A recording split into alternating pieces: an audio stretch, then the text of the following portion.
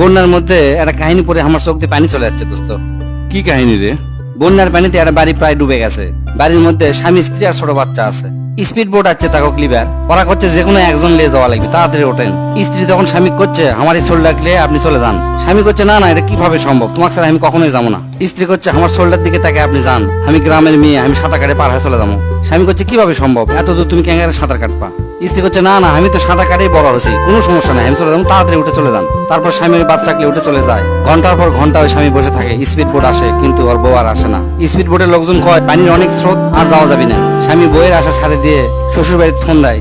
স্ত্রীর বড় ভাই ধরে। স্ত্রীর বড় ভাই ধরে কয় তুমি ক্যাঙ্কা করে ছাড়ে আসা পারলা আমার বোনে? স্বামী কয় কোনো উপায় আসলো না, তাই আমাকে তুলে দিয়ে কয় আমি সাঁতার কাটে পার হয়ে চলে যাবো। এই কথা শুনে স্ত্রীর বড় ভাই অবাক হয়ে কয় কি কও তুমি, আমার বোন তো সাঁতারই পারে না। আসুন আমরা সবাই বন্যায় নিপীড়িত মানুষের পাশে দাঁড়াই।